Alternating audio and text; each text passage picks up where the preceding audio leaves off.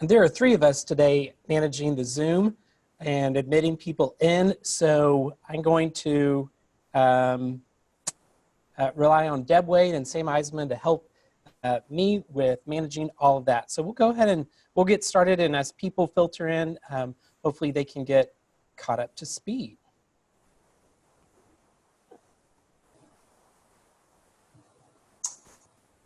Good afternoon, everyone. I'm Deb Wade, and I am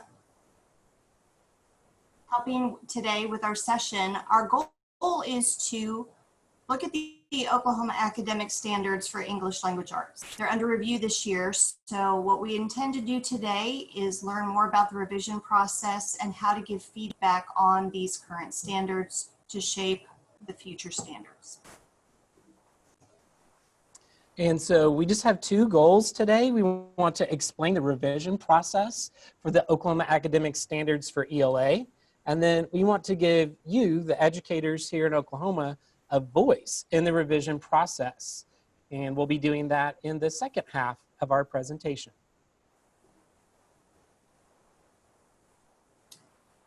This is the first time that we've tried to do something with Zoom and Whova, and what we have found by trial and error is that we're going to have the best possible participation if as many people as possible use the Zoom link. So we have already placed that inside the Q&A in the Whova app or in the Whova site, and then we've also placed it in the chat part of that.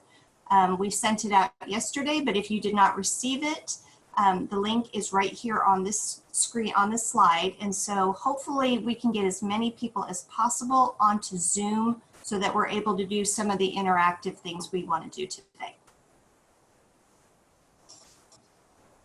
So we just want to officially welcome you to this session. I'm Jason Stevenson, the Director of Secondary English Language Arts. And you can reach me through email at jason.stevenson@sde.ok.gov with any questions you might have. We are still working from home, so you won't be able to reach me on my office number. Like I said earlier, I'm Deb Wade. I'm the Director of Elementary English Language Arts, and my email is deb.wade@sde.ok.gov. So just a few virtual norms that we hope we can share with you today. Please be respectful. And then during our large group time, we ask that you stay muted until asked. And so the way to do that in Zoom is to click on your microphone and make sure and mute yourself. What I've already realized is that I need to mute myself when Deb is talking, otherwise we'll get feedback. So Deb is going to have to mute herself whenever I'm talking. And then whenever we put you in breakout rooms, we ask that you share your video and turn your audio back on so you can interact with one another. And then if you have any questions today, you can use the chat box. You can use the chat box here in Zoom, or if you would rather use the Whova app's chat box, we have people managing both sides there for you all. A few housekeeping points. We know, again, from being the second day of this, many people have questions about a professional development certificate. The staff for Engage OK is uploading that during our session. So by the time our session is over, that will be in the Whova app once again, or on the Whova site, and it's in the area to the left that says Documents. We also hope to have it here at the end of the session for you, but if not, you can definitely access it through Whova. And then we also have a link at the end of our session where you will have access to all of these slides and all of the links that are embedded.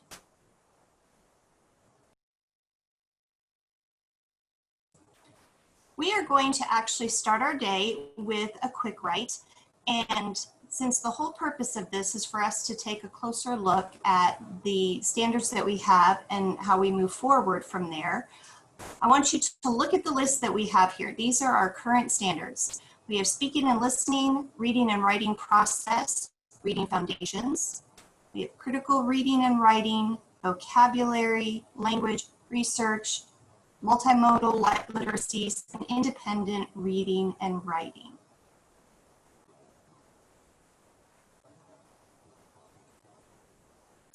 So your prompt is one of the following. Which standard do you teach most creatively and how?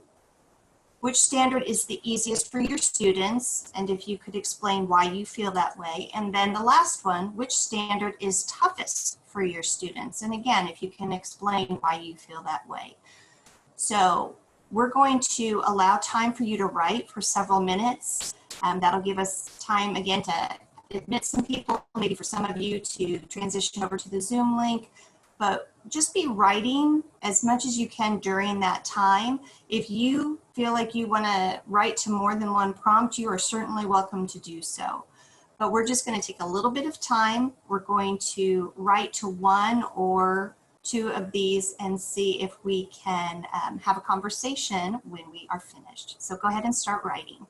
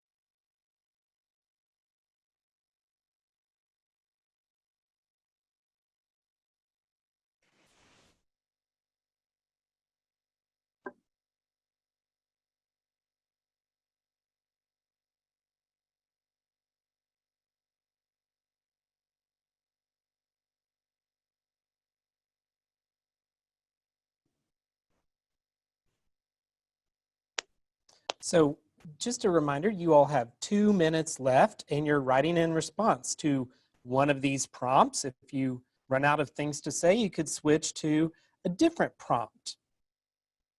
So you're just writing on your own on notebook paper that you have at home. Could be typing it in a Google Doc. Hopefully you all are getting the sound working and you're able to hear us. But I'll be quiet so you all can write for about 1 more minute. And you all have to accept the sound and activate your sound in Zoom whenever you first start. So there's some sort of button that I remember having to press to get that started for me yesterday.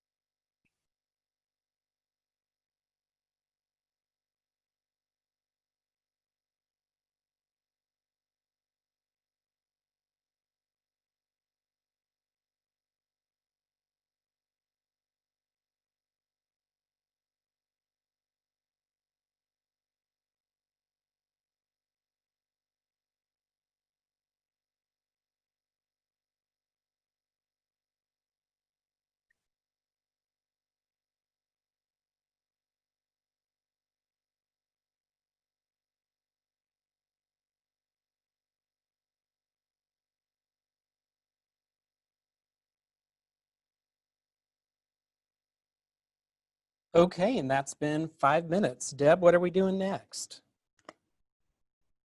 Well, I think we're going to be brave and try to go to breakout rooms and give people a few additional minutes to just share very quickly what they read. And you can do this a couple of different ways. You can either read exactly what you wrote, or if you just want to summarize to the other people in your group what it is that you thought and said. When we're in our breakout rooms, we do want everybody to have an opportunity to share. So hopefully we can make that happen. Jason, I think you're in charge of sending them that way.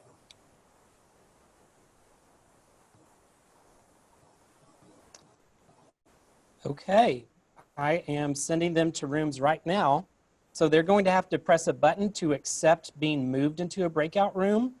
And I think they just have to click join. Some of you won't be able to join a breakout room. And what we'll do for you all is we will just talk here in the remaining group. Okay, so let me assign a few latecomers to new rooms right now. So for those of you who are on a phone, or if you're watching through the Whova app and you're not able to move to a breakout room, we're just gonna have a conversation right here, right now, and see what you had to say about the prompt, okay? So some people are in breakout rooms, some of you all are still here. You're going to have to click an accept button to move to a breakout room. So do that for us if you can, but for those of you who are unable to get moved into a breakout room, we'll just have a conversation right now.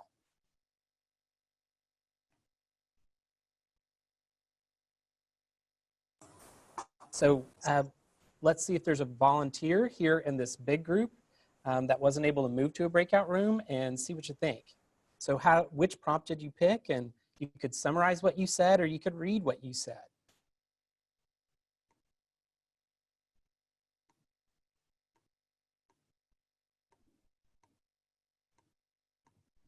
And now I'm going to pick on Jacqueline Myers. Jacqueline, how did you respond to the prompt? And you'll have to turn your audio on. We can't hear you.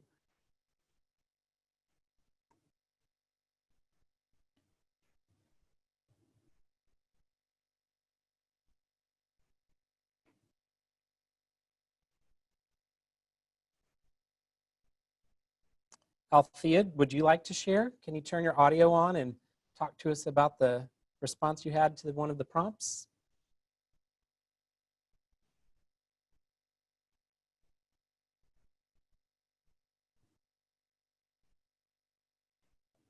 And Jacqueline's talking, but we can't hear her. And I don't know if that's a computer problem on my end.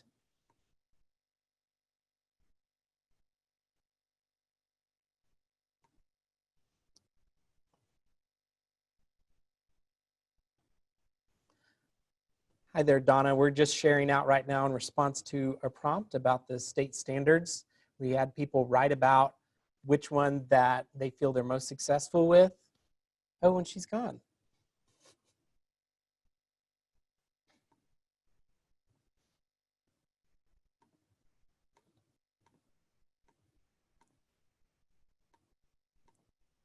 Jason, I'll share if you want me to. This is Michelle in Cherokee. Michelle, you're the best. Thank you. Go ahead, Michelle.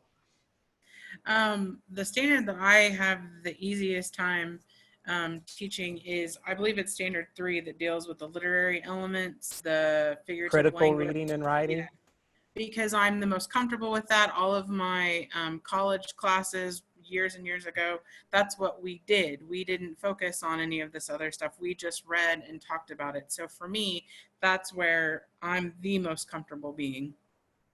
Thank you for sharing that. I think for a lot of English teachers, standard 3 is our bread and butter. We want to analyze that poem or short story, novel, play, or maybe even a meme at this point in 2020. And that's what we enjoy. But there are 7 other standards as well. But that's definitely a comfortable spot, I think, for a lot of English teachers. So Michelle Baldwin from Cherokee, thank you for sharing. Okay, I'm going to bring people back from breakout rooms because unless anyone else wants to share. I would I'm Tanisha. I'm from Hayes, and Okay, go ahead. one I was looking at was the literary devices. It is one that I have the most fun teaching, but it is one that my students struggle on the most. A So lot of tension there. Okay. that is something that I truly enjoy doing because we get to just manipulate words and really just play off how we put them together. It's interesting though that you said that your students sometimes have the most trouble with this one, even though this is the one that, you know, you enjoy teaching the most. So I guess you really like a challenge, which is good. Absolutely. One more person want to share out before we bring everyone else back from the smaller breakout rooms. And if you don't have a video, that's okay. Tanisha just shared, Michelle shared. I didn't see videos of them, but we heard their voices, and that's important. Okay, let's bring everyone back from breakout rooms. So I'm going to close those, and they are all going to be back with us in 30 seconds. I'm also going to share my screen again.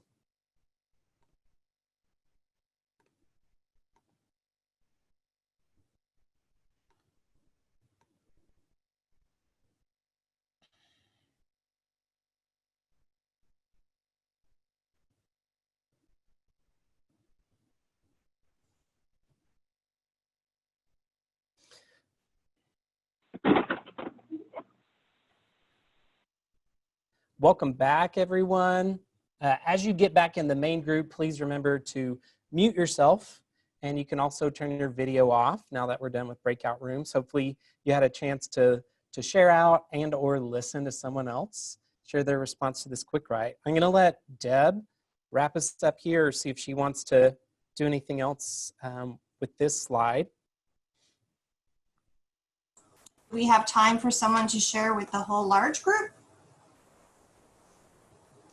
Are you stating that or asking that? I'm asking. Oh, we could have one person share with the whole group. Love that.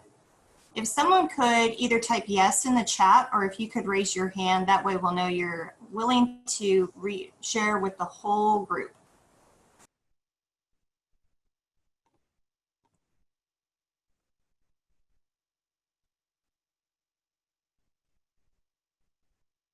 All right, Sarah Neat. Sarah Neat, would you share Hello. with everyone? And you can turn your video on if you like. You don't Yes. have to though. No, it's fine. So on our group, we had 5 of us. We got to about 4. We all agreed that the research and the critical thinking was probably the hardest standard we have teaching, because a lot of kids just want that cookie cutter answer. Whatever the teacher wants is what I'm going to write down. I don't want to think beyond that box. Some of us felt that the multimodal was our most creative, that we were able to do a lot more with that, as well as the speaking and listening. Oh, interesting. Can I ask a little more about the speaking and listening and how you all taught that creatively? Yes, I will actually, I don't remember her name. It started with a C. If she wants to pop in, she was the one that shared that, but she said that she shared it throughout the units that she taught. Okay. Always important to weave a standard throughout units instead of teaching it in isolation. Can that teacher pop on real quick? That was me. I teach 8th grade, and as we get together as a collaborative group of teachers and come up with our lessons, so we came up with a way just to kind of weave in the speaking and listening throughout the entire year.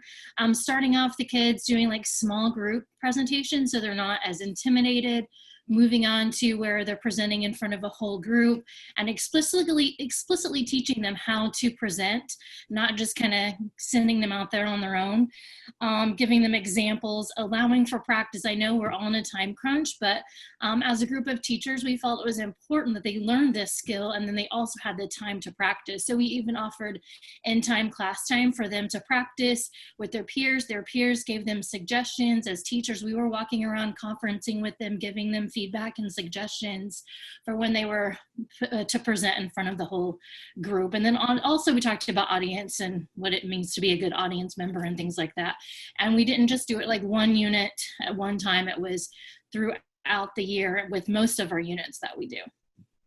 That is fabulous. And I like that you gave your students lots of opportunities to practice. You started them in small groups before they had to speak on their own, and that you had a classroom that was comfortable and safe enough that their classmates could give feedback to one another without anyone feeling attacked or pressure, because feedback can be tough sometimes. Thank you, Carissa, for sharing out. We are going to move on now, okay? Thank you for that quick write. So this is a big shift from letting you all, have some time to write and reflect and share with one another, but now we've got to talk about legal matters, or at least I'm going to for these next few moments. So the reason that the Oklahoma Academic Standards for English Language Arts are being revised this year is because of this state law. And I'll just read it. The subject matter standards shall be thoroughly reviewed by the state board every 6 years according to and in coordination with the existing subject area textbook adoption cycle. After review, the state board shall adopt any revisions in such subject matter standards deemed necessary to achieve further improvements in the quality of education for the students of this state.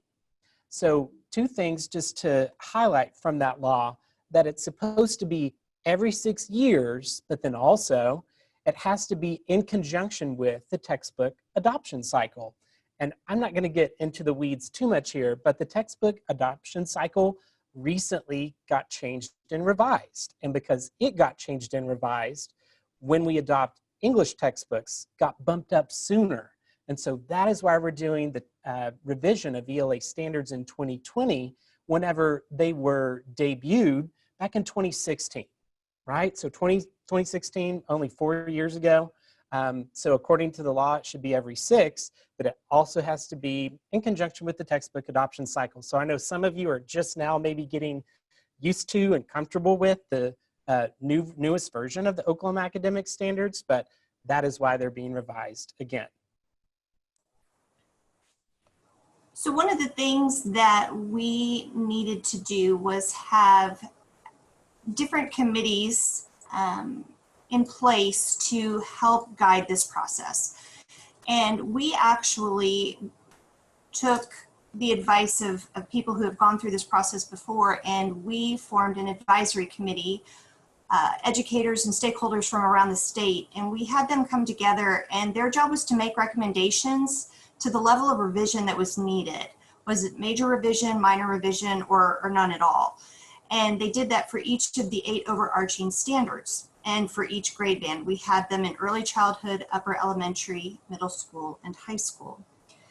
And then the executive committee their role is to support the directors of elementary and secondary English language arts in guiding the revision process. So that executive committee is still in place. They are working with us as we go through these next steps.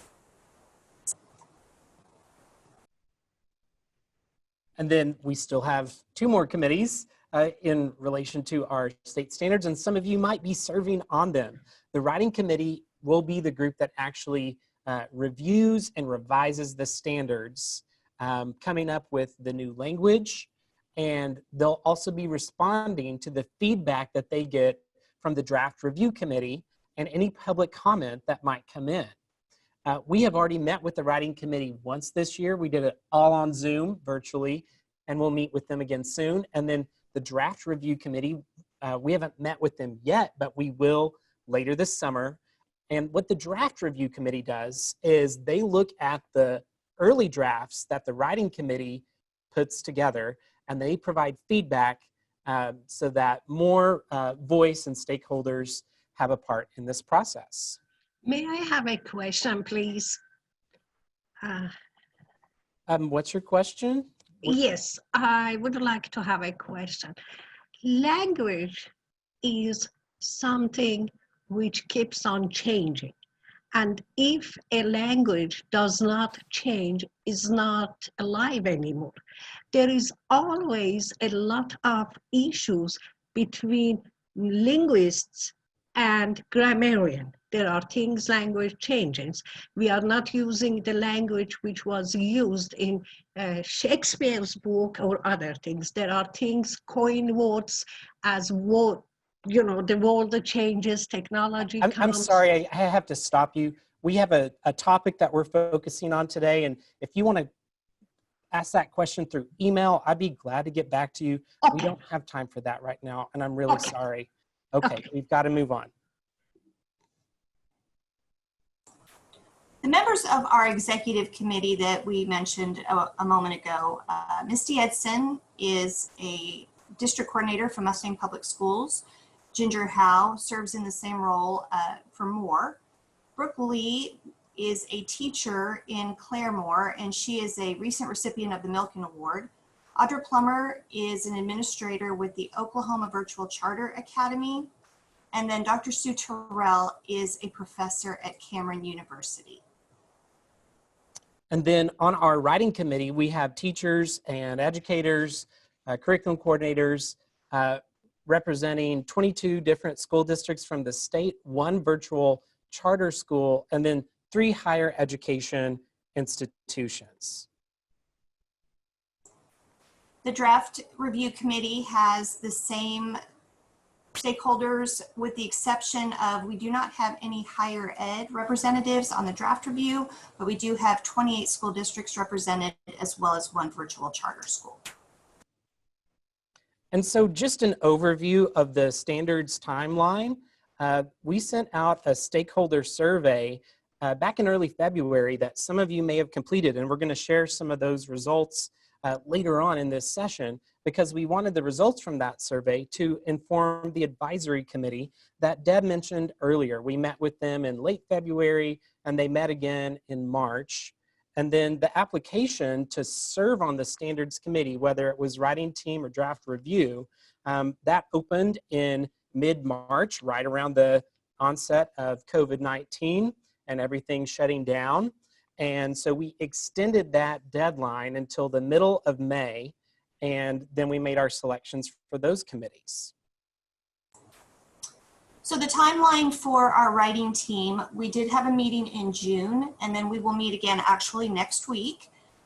We'll meet twice in September, and then the draft review is also meeting next week, and then again in August and September. Our public comment window opens in early October and closes in early November.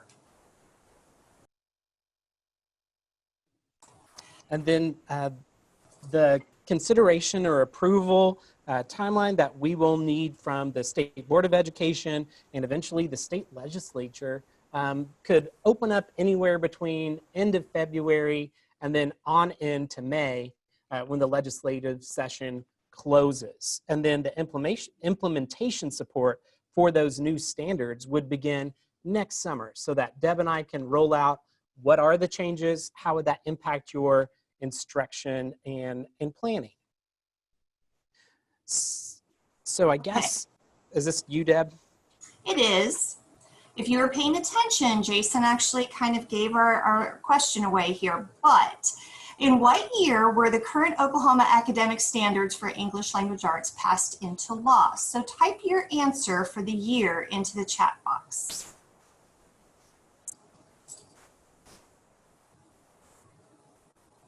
Oh, we have a very, very astute group of people. Were they paying attention? I'm so proud.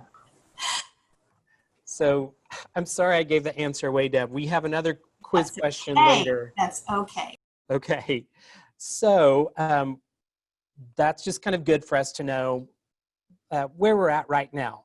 And kind of in conjunction with that, we wanted to bring to your attention something called the Fordham Institute. And they had a report that they published in August 2018 called The State of State Standards Post-Common Core. And so I want to give you just a little bit of context for this report. We use this report with our advisory group and executive committee just to give them some context from this outside group. So the Fordham Institute is an education policy think tank, and they released a report in August 2018 called The State of State Standards Post-Common Core. They evaluated math and English language arts standards in states that no longer used Common Core. And for English language arts, they evaluated 14 states, and they found that 7 of those states had good standards according to their scale or rubric. 5 states they called weak in ELA, and then they called 2 states inadequate. And Oklahoma received a score of good.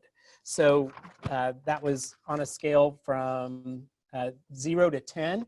Oklahoma received 4 out of 7 for content and rigor, and 3 out of 3 for clarity and specificity. So the things that they complimented Oklahoma on were the organization and breadth of the standards, and they recognized and noted the weaving of reading and writing through all grades. They appreciated some of the resources that were in the appendix, like the glossary and also the text complexity information. Also, in their summary of Oklahoma's standards, the Fordham Institute found that our standards had room for growth. They wanted disciplinary literacy added, and they seemed to think that argument and narrative writing modes received more emphasis than informative writing in our standards. Even though they awarded the standards a 3 out of 3 for clarity and specificity, they felt that some of the objectives did not have enough specificity to be implemented with fidelity. So ultimately, this report gave the state of Oklahoma some recommendations for how to improve the standards. And the first one was to develop discipline-specific literacy standards for grades 6 through 12 to communicate expectations for use outside of the English classroom. They wanted more detail and specificity around grade level expectations and how these vary from grade to grade. They suggested that we establish text complexity requirements that specify particular text complexity levels that students should be able to read at the various grade levels. They wanted us to designate specific literary and informational texts at all grade levels with which students should be familiar. And then finally, to include expectations for genres and subgenres and literary elements that should be mastered in the literature standards. So we're sharing these 5 things with you, not because the writing team or draft review team will necessarily follow these, but they're just a starting point from an outside group so that everyone can be more thoughtful and mindful of potential places that the standards could be revised. So we don't have to do any of these things if we don't want to, as a group of English teachers in the state that will be working on these standards. But again, just an outside perspective. And then just kind of a little bit more information for you to see how we stacked up to other states. Only Indiana scored higher than Oklahoma in this report. They got an 8 out of 10. And then many other states got a 7 out of 10, like Pennsylvania, New York, West Virginia, Kansas, and North Carolina. And that's enough from the Fordham report. We're going to move on. So we mentioned our stakeholder survey earlier, and when we put the survey out into the state for people to respond, we got 219 responses. And Jason talked about the timeline. It was administered in February 2020, and we gave participants quite a bit of time to go ahead and provide that feedback. We used a Likert scale with a 1 rating as this standard or objective does not meet guideline, a 2 that it somewhat meets it, or a 3 that it does in fact meet that guideline.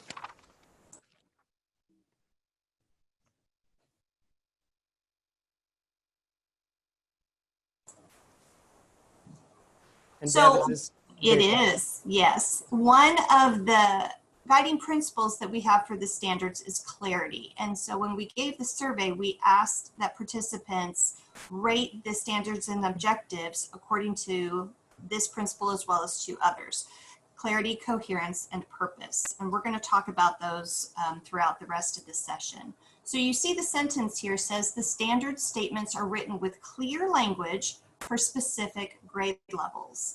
And when we gave the survey, the results were that 53.4% felt like they did in fact meet guidelines. And then 35.2 said somewhat meets guideline, and only 11.4% said that they did not feel like it meets a guideline. Same thing for coherence, very similar ranking score, even higher for 2 and 3, and a lower score for the 1 that does not meet the guideline of coherence, which that statement is the standards work together in a horizontal and vertical progression to develop the literacy of students at every grade level. And then our third principle is purpose, and it says all learners see a variety of perspectives in the literature they read, are supported to become independent readers and writers, and are supported to become informed citizens. And 58.5%, so again, over half said meets guideline, 33.2% said somewhat meets guideline, and only 8.3% said does not meet guideline. And I'll just add a little food for thought on this one, that if I were to give this survey again, I would want to break up this statement into 4 different options. All learners see a variety of perspectives in the literature they read, and have people rank that as far as the ability of our standards to do that. And then one about independent readers, another one about independent writers, and then another one about becoming informed citizens. I think this one of all 3 has the most to do with a school-based, site-based decisions around the specific kinds of curriculum, required texts, optional texts that they present to students. So that's just a little bit of Jason's brain on the purpose one. So also in that same survey, we had teachers rank the 8 overarching standards on whether they needed to be revised in a major way, a minor way, not at all. And then we also gave the option of having no opinion. And that was mainly there in my mind for Standard 2 Reading Foundations, which is a set of standards only used during like the elementary school year. So a secondary teacher may not be familiar with Standard 2 Reading Foundations at all. And so looking at the chart right now, you can see that the green no opinion bar is pretty high compared to the other standards there. You also see that speaking and listening had the highest amount of votes for not needing any revisions at all. And then Deb, I think, has the next set of results. I do. Even though most felt that no revisions were needed, Standard 5 and Standard 6, you can see that there were some minor revisions suggested, and 5 actually had a slightly higher amount of people who felt like it needed major revisions. And then similar to Standard 1, Standard 8 was very, very high on needing no revisions. So the demographics of the teachers who took this survey were pretty evenly distributed as far as in which year of teaching they were in. So you can see that there's 6 little pieces. It kind of looks like that Trivial Pursuit icon or play piece. So we had a wide variety of teachers take this survey. And then we also had a question asking, since which year have you taught ELA in Oklahoma? And you can see that it was almost 40% have since 2015, and then 25% was since 2010, and 35.6% was 2005 and prior. And the reason we did this is we wanted to get an idea of what ELA teachers, which version of standards they had to utilize in order to teach ELA in their classroom. So we didn't know if it was PASS, Common Core, the updated version of PASS, or then Oklahoma Academic Standards. So by doing this particular question, we got a better idea of how many teachers and stakeholders were familiar with the different standards that have been in use. So at this time, we invite you to share your thoughts in the chat box, and then we'll take some time to kind of read those just really quick. But what do you notice and or wonder about those survey results that we just shared with you? So just chime in the chat box here in Zoom. You can also type in the chat box in Whova. I think we have Sam monitoring that. And maybe you voted in this survey and the answers were similar to what you voted, or maybe it was something different.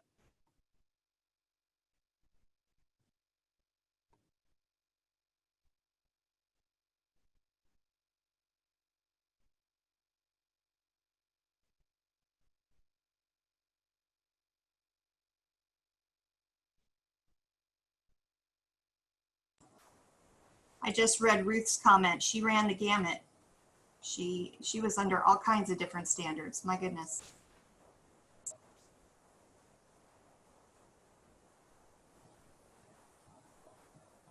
And for specificity, I can't even talk today. The standard, what I like and what I would like to see in objectives is more specifics. In these objectives that we have now, repeat, repeat, repeat, repeat. And it bothers me. I feel like you should build skills. And I'm just not seeing a lot of clarity, and it needs to be laid out more clearly. Thank you for sharing that opinion. We definitely will get that passed along to our writing teams and draft review teams. And that was a trend that we noticed in the written survey responses as well, because not only did people rank things, and that gave us those charts we just saw, but we got a lot of typed up responses and very specific responses about standards and objectives. So that was a trend that we noticed. Okay, at this time we'll move along, but one great thing about Zoom is we can download this chat when we're done, and we'll have a record of everything that everyone just said. So one of the things that was brought to our attention through the survey is we did ask for people to be specific in why they were ranking things the way they were, we asked for an explanation. And so one of the things that was brought to the forefront was the phrase guidance and support. So I would just like for you to take a moment in the chat and just try to guess how many times does with guidance and support appear in our standards currently. So just type in a number. How many times does that phrase appear in our standards?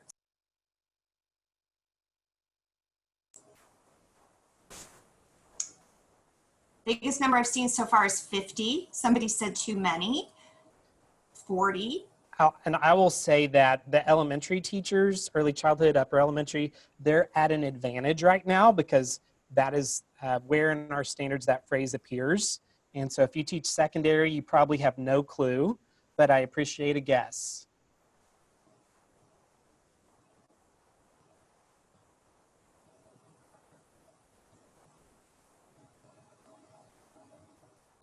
So Deb, do we have a winner?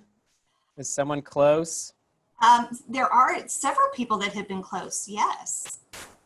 Okay, are we ready to reveal I think so. It's a big the reveal. answer? Yes. So it appears 74 times, and we're going to show you the breakdown over the next several slides to give you an idea of in what grades. So you can see here on the chart that the heaviest use of this phrase is in pre-K and kindergarten. So of the 74, we have 48 references.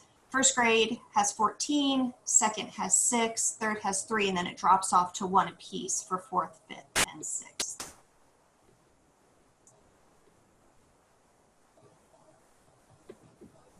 So in our research, we actually had a standards intern earlier this year. It was actually one of my former students who's now at Dartmouth, May Farenthold. So Jason, thank you. she's actually in this session. Yay! I wondered if she was going to be here. So awesome. So thanks to May for doing this research and figuring out what was the equivalent in other state standards. So we looked at the states from the Fordham report, and by we, I mean May, looked at what they had in their standards that was similar. So Indiana had the phrase with support. Kansas had 2 phrases, with guidance and support from adults, with prompting and support. North Carolina also had those 2 same phrases. So did Pennsylvania. They had the with prompting and support, and West Virginia and New Jersey were right there as well. One thing we found, and again, shout out to May for this, and I think, Deb, you have the next slide. So there was another example. New York's was so long that they got their own slide. So they had, instead of just one short phrase, they said, guidance and support are an integral part of developmentally appropriate practice for all students. As children are gaining mastery of the standards in pre-K through 12th grade, some students may require support to demonstrate skills at the beginning of each grade.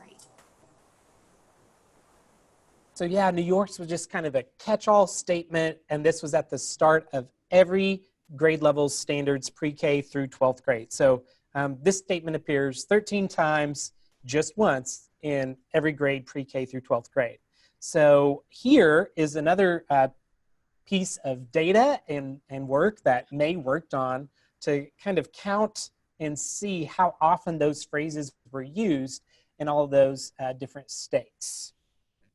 And it's a lot to take in. One thing I'll point out is that over here in the— Gave me some of the red beans and rice. Wasn't nothing but rice in y'all there. got to mute yourselves if you're not presenting.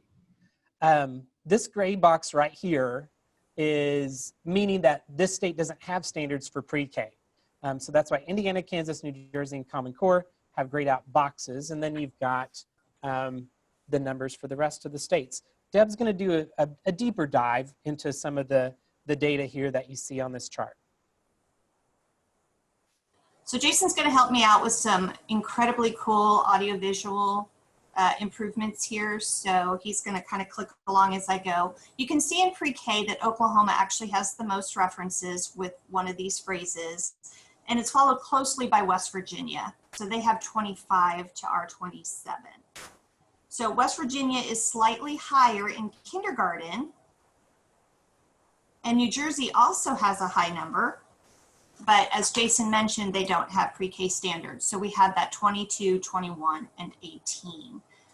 Then Oklahoma has significantly more in first grade with 14, and New Jersey and North Carolina being in second place, so to speak, with only 7. In second grade, you see that North Carolina actually has one more use of the phrase than we do. So we just want all of you who took that survey, who had concerns about the number of times that phrase was used, or saying, we wish that had more clarity, what does that even mean? So we wanted to respond to that by that research that we just shared with you. And now we want to shift gears just a little bit to talk about an idea for expanding the appendix for our standards so that there's perhaps more guidance there without actually having to change any of the standards. And that's something to maybe share with you all, that anything that goes in the appendix is not necessarily part of the standards, or it's not something that has to be approved by the legislature or the state board. Like, it's not officially the standards, it's that supplemental information that could help provide more guidance. And we already have an appendix right now that's got genre guidance, and it's got a glossary, and it's got a grammar companion. So there's already a lot of good stuff there. But Deb and I have been dreaming and thinking of ways to provide more support for you all in that appendix. And so there's some new content that we're developing and thinking about that we want your feedback on today. And so we're going to share that with you momentarily. So the new content we'll be sharing with you is revised genre guidance, a qualitative rubric, vocabulary tiers, multimodal literacy examples, and then a classroom library questionnaire. So I think Deb has the first one. Yeah. So this slide shows what our genre guidance looks like as of this moment. So it has different columns by the end of 3rd, 5th, 8th, and then by the end of English 4. Here are the genres that these students should have been exposed to, should feel confident recognizing. And what we have done from that point on the next slide is we have done it by grade band. So now pre-K through second grade is in a column, third through fifth, sixth through eighth, and then ninth through 12th. And you'll see that under fiction, poetry, drama, nonfiction, those are all common throughout the columns, but then those subgenres is where they change.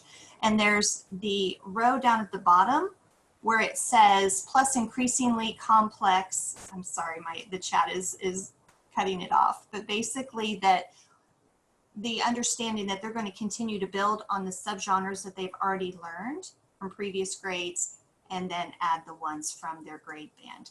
And I think we have a zoom in to show you a little more clearly what that looks like. So for third through fifth grade, here's our example. Under fiction, they would be covering myth, historical fiction, contemporary realistic fiction. And then in poetry, they would be studying the subgenres of a lyric poem, a narrative poem, and form poetry. So this is where we want to hear from you. Yet again, we're going to give you a lot of times throughout this presentation to share your thoughts, but how would this resource inform your practice in the classroom? So would this revised genre guidance be helpful to you, or how would you use it, or how would it inform what you do in your classroom? So share your thoughts in the chat box. It might be helpful for us to go back to the chart. Do you think we should do that, Deb? Yeah, that'd be great. Okay, so this is the chart that we're proposing be added to the appendix to replace the previous genre guidance. And we're just wanting you to sound out in the chat box. Is this helpful? How would this impact you as a teacher? Do you like this? Would you make any changes to it? Just any of your opinions about this genre guidance chart, we welcome them and we want to know what you think.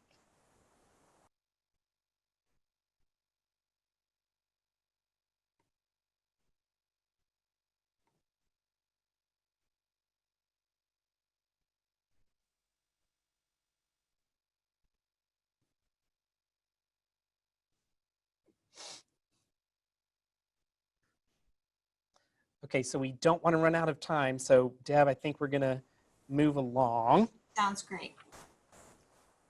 Okay, so the next thing that we'll be including in the appendix is a qualitative rubric. And this can be used by teachers to help determine the complexity of a text.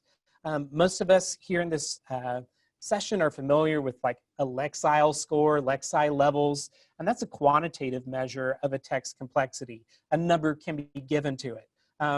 But for instance, The Grapes of Wrath has a really low Lexile score, something at like a 5th grade level. But if we're looking at The Grapes of Wrath through this lens, through a qualitative rubric, we can see, is it a less complex text, a complex text, or a more complex text? There are 2 different versions of this document. One is for literary texts and one is for informational. And already we have on our state ELA OK framework a version of this that you can download and use. And I'm trying to pull it up right now if the internet cooperates. So it's over here on the right-hand side under the standards documents, qualitative measures rubric for text complexity. So your school, your department, your grade level, whenever you're examining your text, might be able to use this document to help determine its complexity. So there's different check boxes for each of the categories of purpose, text structure, language features, and knowledge demands. And those are the same for literary text, except purpose changes to meaning in that first category. Okay, so let's go back to the presentation. And I think, Deb, you're asking them. This is going to be a consistent question that you're going to see throughout all of these different appendix ideas. So if you would once again respond on this particular thing, on this qualitative rubric, how this resource might inform your practice in the classroom. We're just going to give you about a minute.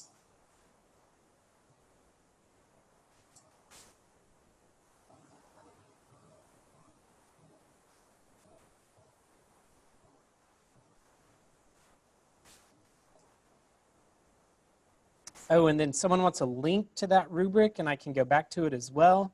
So let me pull it back up again. And we'll put it in the chat box as well for you all. Exit. There, exit. So it's on the Here. framework page. Okay. You can see. Have you with me in there? Make sure you've muted yourself unless you're a presenter.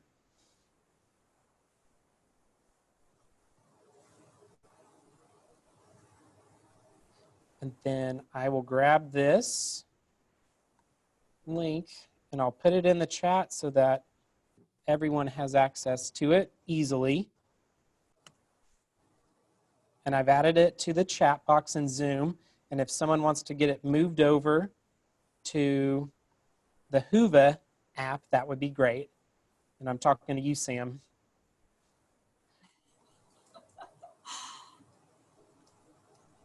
All right, so we're going to move on to another resource, and we're going to look at the tiers of vocabulary.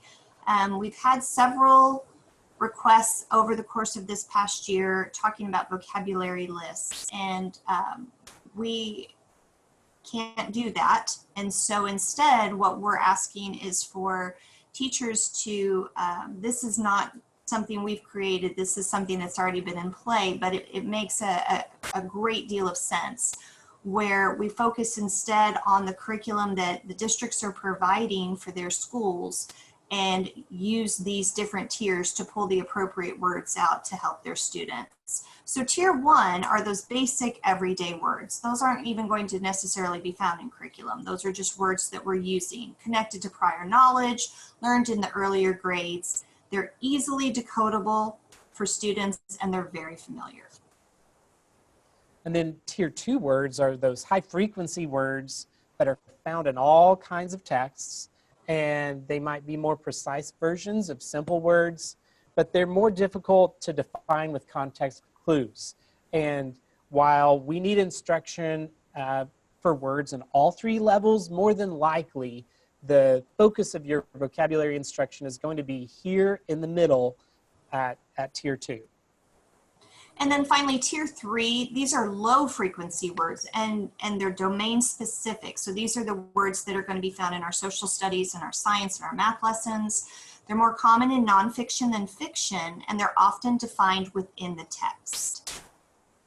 So whenever we have this put together in the appendix, we'll have our graphic designer make it so that everything we just shared with you just fits on one page so that you can see the pyramid and you get all 3 tiers defined on one page with some context about vocabulary instruction. So we're thinking that might be a good thing to add to the appendix. So again, in the chat box, how would the vocabulary tiers information inform your practice in the classroom? Would that be something helpful for us to include in the appendix?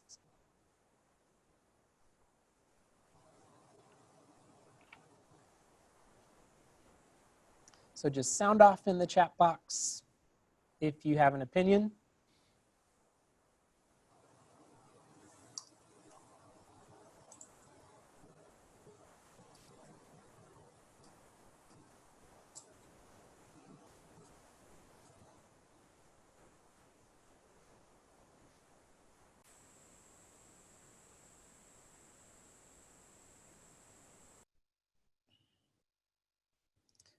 And Deb, we have about 30 minutes left. So do we have time to share these other 2 appendix resources? I think we can squeeze them in. What do you think?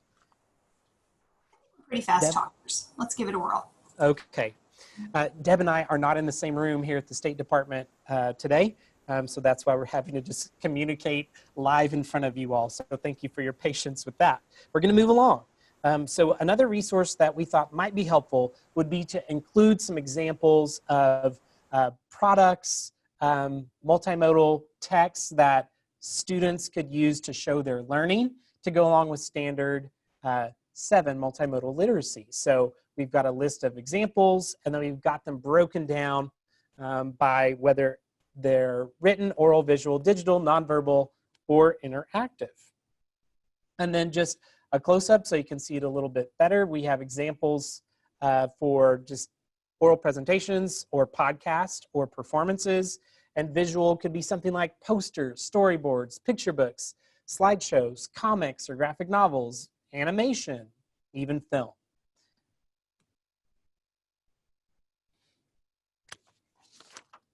So again, we want to know, how would this multimodal resource page inform your practice? Is that something we need to include in the appendix or not? Do you think you and your colleagues would find that to be helpful? So sound off in the chat box for us there.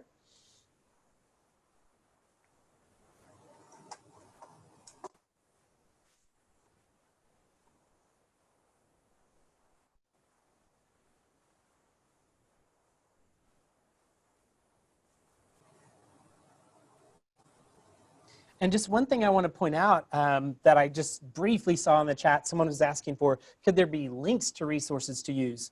I think that is going to be captured in that ELA OK framework, which I shared just a little bit ago. There are so many resources for every single objective housed on the framework page. And so that's where you're going to get a lot of those links to helpful resources for those objectives. And we will highlight that in the appendix in the new standards that go to the framework for all of those URLs and hyperlinks to different resources. Okay, we have one more appendix idea that we want to share with you, and this would go with Standard 8, Independent Reading and Writing, because so many teachers have classroom libraries or aspire to have classroom libraries, or if you're just not in a place where you're able to have a classroom library, then this could be something that you use to investigate the library that your school has, just the school library. So we grabbed this survey from Lee and Low Books and Bebop Books, and we thought this would be a helpful way for educators to think about how culturally responsive and diverse their classroom library is. And so there's a series of questions over the next few slides where you have to, as a teacher, examine the books that you have in your classroom library and determine if you can strongly agree with the statement, only agree with it, neither agree or disagree, disagree or strongly agree. So that's the scale you're using for all of these statements. So the first one is, to what extent do you agree with the following statements? One, the classroom library contains multiple books that include non-human anthropomorphic main characters, for example, talking animals, talking trucks, talking vegetables, imaginary or science fiction creatures, etc. And I'm predicting that our elementary teachers are going to agree with that one a lot more than our secondary teachers. And then the second question, the classroom library contains numerous books that include main characters of color, main characters who are lesbian, gay, bisexual, or transgender, and main characters with disabilities. So then the third one says the classroom library contains numerous books that, and they're written or illustrated by a person of color or a native indigenous person. They feature a person of color or a native indigenous person on the front cover. They feature contemporary diverse characters and storylines. They feature a range of family structures and family configurations. They feature characters with different types of gender identity and gender expression. And then they're set in different locations: contemporary Asia, Africa, Europe, Central or South America, Oceania, Native, First Nations, Indigenous regions, North America outside of the United States. The list goes on to being reflective of my students' cultures and heritages, exploring different socioeconomic backgrounds, explore religious diversity set in different geographic settings like urban, rural, suburban, are written in languages meaningful to my students' backgrounds or in the community in which they live. For example, Spanish, Chinese, or Tagalog, which is the language in the Philippines, I'm pretty sure, because I had students I used to teach who spoke that at home. Teach about immigration to the United States beyond the Ellis Island narrative. Teach about Black African-American contributions to the United States beyond the Civil Rights Movement, and feature diversity throughout the year, not just in heritage and observance months.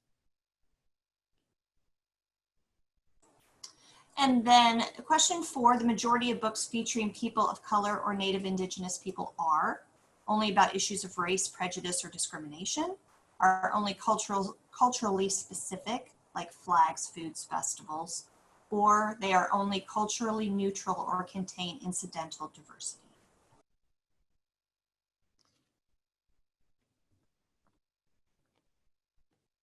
And then the 5th question, the classroom library contains some books that include harmful stereotypes about a group of people, inaccurate, outdated information about a group of people, generalizations about a group of people, misrepresentations of a group of people, discriminatory content about a group of people, non-authentic stories about a group of people. And then the 6th question doesn't have any sub-questions. It's just a statement that you have to agree or disagree with on that scale we shared with you. The classroom library reflects the diversity of my students and the community in which we live, e.g., gender, race, family structure, language, culture, socioeconomic background, etc. So once again, we have this question: how would this resource inform your practice in the classroom? So how would this questionnaire inform your classroom practice? And so please share your thoughts in the chat box.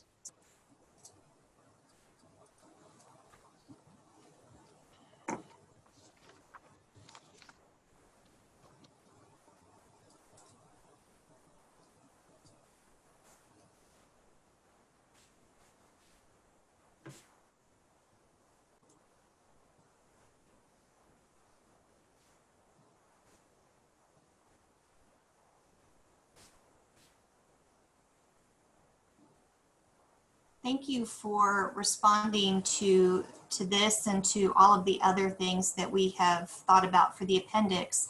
And just as a way to wrap up this portion of our session, the next slide just asks, which of these can you envision using and how so? So which one really resonated with you the most, maybe? Which is the one that you immediately thought, that's what I need? So if you can just take a moment and shift from that questionnaire question to all of the things we've shown you, which one of them resonated with you the most and you can envision using when you go back to school? And so if you'll just type yes in the chat box, we'll have you share out with the whole group, and we'll ask you to turn on your microphone and your camera. So would anyone be willing to share out with the whole group? Okay. Did we have Sarah share last time though? She's very fast, but I think I'm gonna call on her if no one else will. Go ahead, Sarah. Okay, yes, I did share last time, but I did speech theater for 5 years, so I have no problem sharing with groups. The two that resonated with me, the first would be the text suggestions. That really helps me to focus what I would be bringing into the classroom for guided reading and doing our projects on. I didn't come from Oklahoma. I actually am in Joplin, Missouri right now. It's where I live. But I came to Grove, Oklahoma a few years ago. So starting in Missouri, coming to Grove, having those text suggestions would be very helpful, because otherwise I'm just the blind leading the blind for the first year. So those the genre chart, is that what Yes. you're talking about? Wonderful. Okay. Thank you, Sarah, for sharing out. Anyone else want to share with the whole group? Let's have Meredith Fuller from the Tulsa area. I know Meredith. Go ahead, Meredith. Let's hear what you have to say. Hi, Jason. Thank you. As a new teacher last year, I love that the genre that you put up, the genre chart, as well as the text complexity. I walked into a very small school district and had zero guidance or anything. So both of those would have been literal lifesavers for me. We're sorry that we're not getting them to you sooner, but they will be I will here share soon. them with every future teacher forever. So thank you for developing them. Sure, absolutely. Well, we want to move along. And so Deb, can we do the next question, I guess, real quick? So after seeing those 5 appendix resources, we wondered, we're crowdsourcing this to all of you. Are there any other appendix resources that you feel are needed? Deb and I were thinking about the 8 overarching standards and how there already was a grammar companion for standard 5, but there wasn't anything in the appendix for standard 7 multimodal literacy. So we have that chart developed, but maybe there's something else that's missing that belongs in the appendix and not in the standards themselves. So if you've got a good idea for another resource that we could add to the appendix, share that out in the chat box, and we'll make sure and save the chat when we're done today and look back on all the great ideas you all have. And I don't know if we're going to even have 3 minutes. I think we need to move along quite quickly. Deb, what do you think? I agree. Okay, so we're here on the 3 guiding principles for our standards. We are. We mentioned this when we talked about our stakeholder survey, and in a moment, we're going to give you an opportunity to look at some of our objectives a little more closely. And so we just wanted to remind you and give you a little more definition of what these principles mean, how they've been defined in the standards. So with clarity, we read that one sentence, but we want to make sure that they are written in a way that indicates specifically what students must demonstrate and at what depth. So words like defend, compare, estimate, paraphrase, predict, summarize, those are the words that really help us with clarity. And then for coherence, we want them to be able to be taught together. All 8 standards could be taught together, woven together, bundled together in different lessons. And there's going to be vertical alignment and horizontal alignment, or at least there should be, of the standards so that they build on one another from grade to grade, but then also that they are cohesive as a whole. And then purpose, I'm not going to read anything beyond the first paragraph, but it says, all learners must hear the voices of their own heritage in the literature they encounter. They must be given the opportunity to speak with the voices they choose for themselves in the writing they create. The language arts classroom is a place that is inclusive of race, ethnicity, culture, and all perspectives that reflect the richness of human experience. So now, Deb and I want to do a quick little think aloud for you as an example, applying those 3 lenses to an objective from our standards. So for all you 5th grade teachers on our session, you're probably familiar with standard or objective 5.6W4, which says students will summarize and present information in a report. And earlier in the writing strand for this standard, students are already asked to write a research paper. So we began to wonder and think, what makes this report different and this objective from a research paper in Standard 6? Is it supposed to be an oral report? Is it supposed to be a written report? Is it supposed to be multimodal? And if so, is it in poster form, pamphlet form? Is it an interpretive dance? We're not really sure. So Deb and I felt that this objective, if we were actually doing the writing ourselves, which we aren't, right? It's those committees. But if we were in charge, we would want to add more clarity on what kind of report was expected here for 5th grade. So yeah, you go ahead, Jason. Go ahead. No, you go for it. We want you to have a turn doing what we just did. And granted, we had more time to work through it, and we apologize that it might be a little bit rushed. But we pulled an objective from 12th grade, and it's from Standard 2. And it says students will use resources to find correct spellings of words, e.g. word wall, vocabulary, notebook, print, and electronic dictionaries, and spell check. So what we want you to do is just for a moment, if there's any issues you find, and if so, what are they? Which ones do you see in this objective with either clarity, coherence, and or purpose? And if you have standards, if you downloaded them like we requested, those definitions are at the front, in the first few pages. If you need to go back and look at those definitions of clarity, coherence, and purpose.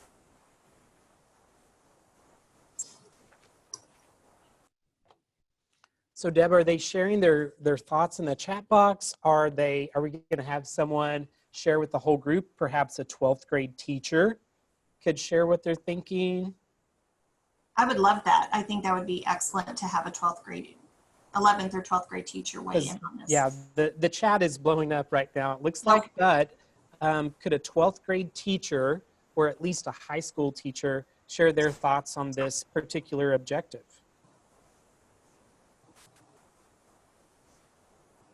And we won't even ask you to type yes in the chat box if you'll just chime in. No video required. If you just want to stay audio, you can do that.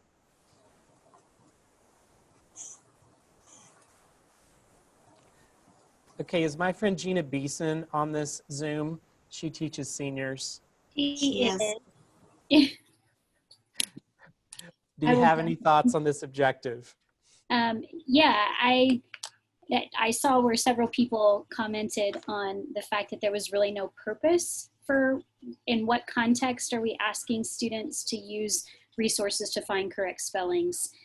Given that this is under the writing, I assume that this is probably in their own writing. So I would think that a little bit of clarification there would be helpful to strengthen this particular standard. And last I checked, you have wonderful things on your classroom walls, but you don't really use a word wall with seniors in high school. Typically not, no. So okay. You know, maybe a little bit more those younger grades. So, and a vocabulary notebook also probably a little bit more. I mean, typically I think for high school, our kids are gonna use an electronic resource. So. I agree. Grammarly. Well, there are subject terms that are used, like in science, you would have all of your science terms that you are using for that particular strand up on the wall because it's necessary. So word wall should be used in every grade. Oh, okay. My opinion. Okay, I teach high school English, and I just think they need to use the appropriate resources. I think appropriate should be added because not everyone will use a dictionary. If they can whip out their phones and look it up, they will. The spell check doesn't always catch things like 2, 2, and 2, and I see on Facebook adults who don't know the difference. So I think they need to use appropriate resources. Appropriate for the student or context. Okay, we're going to move along before we run out of time. Thank you all for sharing out. We appreciate it. So we're going to close our time today. Not yet, so don't leave. We're going to talk about the different ways that we can revise the standards and the objectives. So an option is to add something. There's not something there that we feel like needs to be there. We need to add it in. We're going to take something away. We're going to delete it. It's unnecessary at that grade level, or there's some repetition, what have you. We just want to move it. We feel like it's more developmentally appropriate to go from this grade to this grade, or we want to replace it with something else. We think that part of it is good. We just want to tweak it and put something in there that might clarify, like we were just talking about, a little bit more. So add, delete, move, and replace. And on the next slide, you're going to see that when we move into this activity that I believe, Jason, they can even do after the session ends, if I'm not mistaken, but we certainly have some time for you to do it. The 8 standards, the X's indicate what may be done with those particular components of the standards.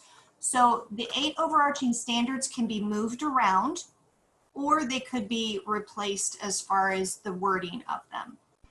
Then we have the 17 recursive reading and writing strands. And if you're not sure what those are, I apologize for the lack of technology, but yep, Jason has them too. There are these descriptions over on the side where it says students will.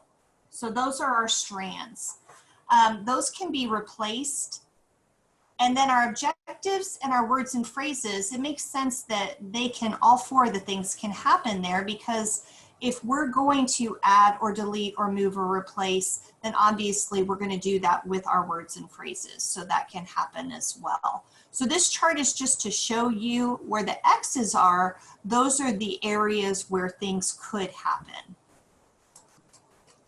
And so we want your feedback, and we're going to leave this up for a couple days, I think, Deb, right? We don't want to stop the thinking, and if you want to grab a snack or a soda and then come back to this in a little bit, you can do it that way. But we want you to share your thoughts on the standards on a Jamboard that we created. The link is right there, and I'm going to ask Sam to put it in the chat box for us. It's a bit.ly link, ELA Engage 20.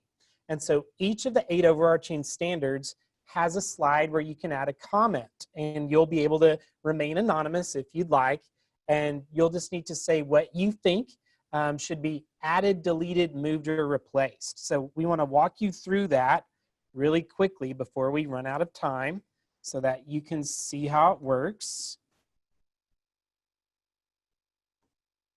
And hopefully you all are still seeing my screen. I think you are. Yes. Thank you, Sam, for putting that into the chat. So the Jamboard's going to look like this. It's like a sticky board, a little cork board where you can add your thoughts. And we have a different slide for each of the 8 overarching standards. And you'll just click the sticky note icon over here. And then you'll click through the slides up here at the top by clicking these arrows. And you'll see that each slide is labeled with which standard you're wanting to leave a comment for. You click the sticky note button and you say, I want more guidance on X, Y, or Z. And then you can save it. And then it gets added to the board just like that. If you have multiple comments for the same standard, just add another sticky note. And then just toggle through to any standard that you would like to leave your feedback on. We'll leave this up for, I don't know how long, Deb. We wanted to give them more time during our session, but I really think it's good that we gave them some time for context and clarity, and now they can go back into it today or tomorrow to wrap up their thoughts. So I agree. I guess we need to be heading toward wrapping up.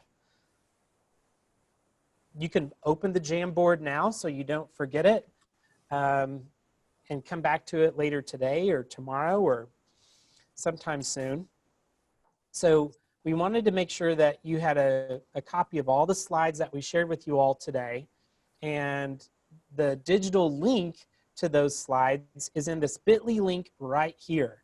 And again, I'm relying on our superhero helper, Sam Eisman, to share this bit.ly link with you all, but it will give you access to all of the slides from today. So it's bit.ly/PF providing feedback ELA 20. So that will give you access to all of our slides. And by And the this, professional development PDF is in documents on Whova. So that is accessible. I just checked to make sure it's there, and it is there. fabulous. So if you're registered for this session through the Whova app, if you just toggle to the documents section, the PDF is available there for this session. So at this time, we've got about 4 minutes for any questions you all might have about the ELA standards revision process. Any other questions, we ask that you save for an email to Deb and or me. But does anyone have questions about the standards revision process, which was our topic today? And then for those of you who already completed the survey, we looked at every single response. There were over 200 of you who completed that. So if you've already completed the survey, you don't have to do the Jamboard again unless you just really want to. But for those of you who missed that window of response, then we encourage you to share your thoughts on the Jamboard link that we shared with you. And I can assure you, we will look at the chat. We will look at the Jamboard. We will be looking at all the different comments that were made so that we can provide that information to our teams. Ooh, and I don't have an access to download the chat right now, so I think I can probably do select all before I get out of here. Um, Because, oh, go ahead, Meredith. I think I did the survey. I do believe I did it, but is there a way to check to make sure? If you will shoot me an email, I can go back and look at the responses, and I can also look to see if you chose to remain anonymous or not. Like if you shared your name or email, I think there was an option to do that or not. So it would also depend on that. You know what I mean? Okay. Yeah, but send me an email and I can at least look for you, okay? Okay, thank Great. you. You're welcome. Anyone else have a question? Thank you so much for your participation and for your patience. And this is new to us, presenting Engage OK in the cloud instead of on the road. We would like nothing more than to be with you there in person, but we're just having to do things differently during the pandemic. Someone asked if they email us, can we email them the certificate? Absolutely. Absolutely. If you're unable to get to it through Whova, just send one of us an email and we'll make sure you get it. Okay, someone's asking for the presentation. The presentation link is right here. I think Sam shared it already, but we can get it shared again. Yes, Sam, appreciate it.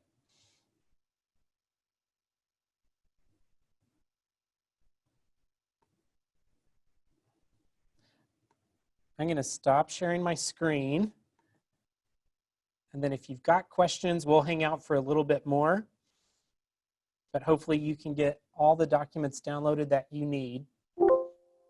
Are you able to do the certificate here in the chat? You know, I'm I not don't know using if the they've Whova given app. me the right. I'm not sure where to go on Whova because I'm not using the app. We weren't able to do it yesterday in a session. It looks like I don't have access or the ability to upload that document. So if you will just email us, we can email you the certificate. And thank you for your patience. It was mentioned before that in the chat about ACT standards. Is there anything being said about that? I'm kind of being moved towards concentrating on those for the high school because the juniors take the ACT test. I certainly understand that concern and pressure, but at the state level, what we're in charge of is state standards for Oklahoma students. And so we can't really use the ACT standards to really drive or inform what we're doing as a state, as that's an outside testing organization. So I have talked with teachers before about that struggle who are teaching high school students, and they say, hey, I've got two sets of standards. I've got the ACT standards and I've got the Oklahoma academic standards. And so I know it's tough, but there's got to be a way to kind of juggle getting what students need from both. And there is a set of resources that I've shared out before, and I can send it to you if you'd like, that is kind of a crosswalk worksheet to see and find out how our state standards align or don't align to the ACT English reading and writing standards. Okay, I would like that sent to me. Can I send you an email? Absolutely. And then let me just put my email address in the chat to make it easier on everyone. But send me an email and I can get you those resources. Okay, thank you. You're welcome. Anyone else needing help or have a question?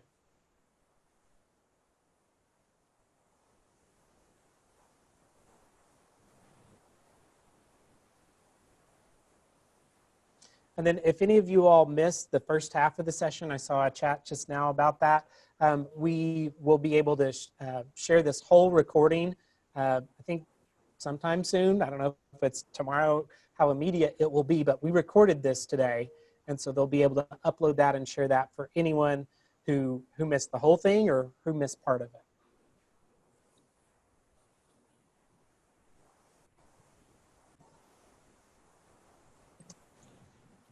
Anyone else needing help or assistance? Otherwise, we're going to end this video. Hopefully everyone's got access to the Jamboard, to the slides, and is able to get a certificate. Jason? Yes, Sam.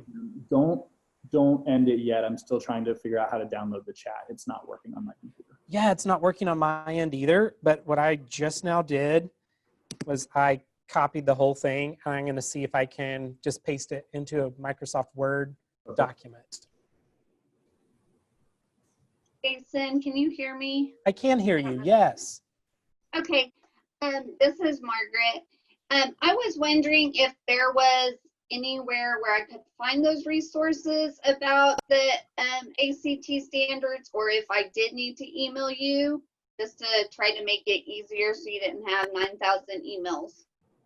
It's actually going to be easier for me to get an email from you, so I don't have to try to keep track of everything. If you want to hang out for just a few more minutes, once I get the chat downloaded, then I could shift to that. Oh, no. If it's easier for you, then that totally works. I didn't know which way would be easier for you. Thank you so much. Just give me a quick email and I'll get you those resources within 24 hours, okay? Oh, no rush. Okay. Thank you so much. You're welcome. Yeah, Sam, I'm not having any luck getting the chat copied. Yeah, I'm able to click on the file button, but it's not allowing me to actually copy and download the chat. Oh gosh, file is where we could, I'm just now seeing that. So if you click file, you should be able to save it. It's just my computer's not letting me. I think file is how we upload a document. So yeah, that won't work. I think that's what that is. I really feel good at technology, and right now I feel bad at technology. So here's what I'm going to do. For those of you still on the call that want the certificate, I can upload it to the chat. I'm just now seeing that I have that option. So let me save this to my desktop, and then I'll put it in the chat, okay? So desktop, save. I'm glad you all can't see my screen right now. And then from my computer, thank you for your patience. Here is the certificate. Should be popping up pretty soon. Okay, on my end, it's now showing that I was able to get the certificate loaded. So for the 62 of you still on the call, it should be showing up. Okay, and Kelly said you had problems with that URL. Try taking out the dot between PFELA.20. Just type in, yeah, what Sam just shared. That should take you to where you want to go. And then hopefully in the chat box, you all are seeing the PDF, providing feedback, professional development certificate. So let me know if you're getting that.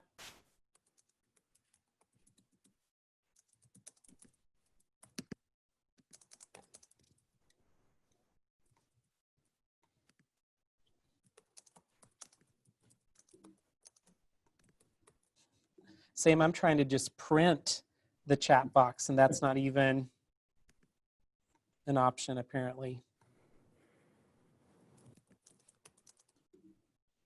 Wait, I might have an idea. Oh, no, never mind. I saved the transcript that someone transcribed us talking. I think it was automatic somehow.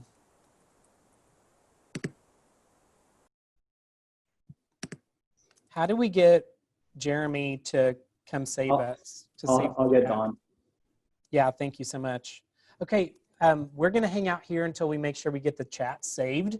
For the rest of you, you're welcome to hang out with us, but the presentation's over. If you've got questions for us, you can still chime in the chat box, or you can just talk to us. Okay, I have a question. I was wondering on the vocabulary according to grade levels, what have you guys thought about doing? for the vocabulary to add into your standards. So as far as the objectives themselves for those particular grades, that's something that the writing team and draft review team will be working on this summer to determine what other clarity they want to provide. But as Deb mentioned earlier, we won't be able to provide any sort of lists by grade level, which is why we wanted to include the tiers of vocabulary resource in the appendix. I would be more than happy to share some resources. I taught grades 3, 4, and 5 for 3 years. And so I made a little booklet and I took all the state standards and I took the vocabulary words from each state standard. And then I also did it according to the curriculum that we had, which is the Alpha Plus at the time. It was just based off the state standards. And I made a little booklet according to each level. And I'd love for somebody to have it. I will share that book and give it to you guys. If you have a mailing address, I'll be more happy to mail it to you. You guys can have it. Because I don't teach 3rd, 4th, and 5th grade anymore in my combined school.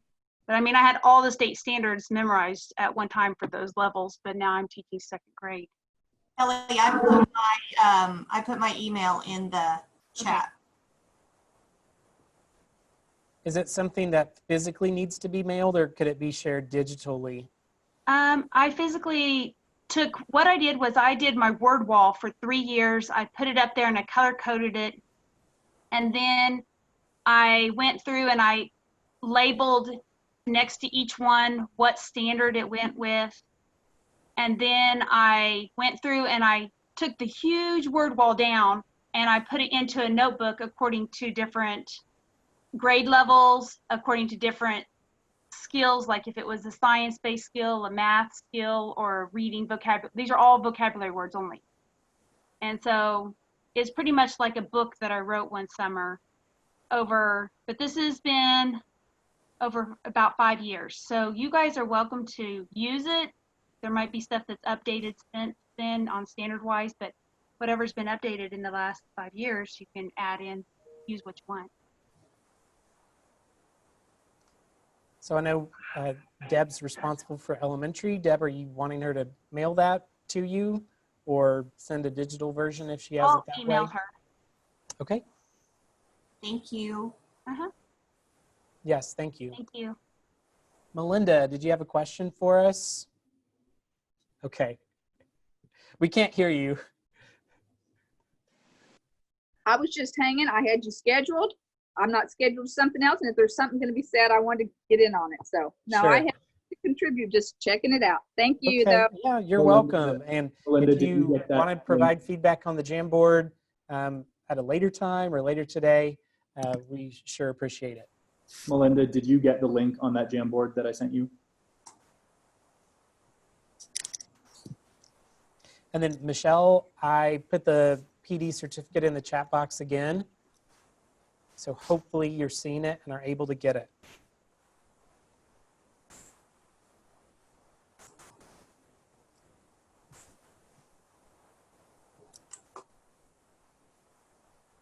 Jason, do you see that question, or Deb?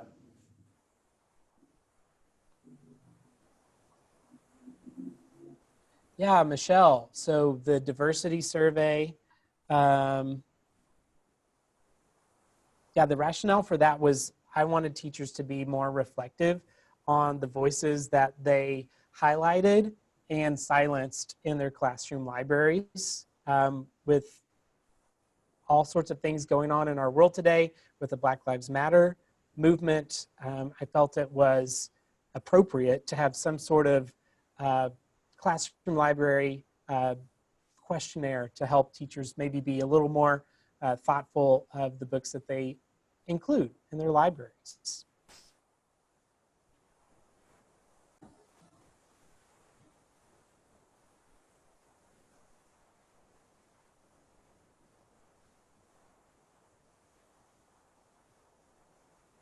Because representation matters.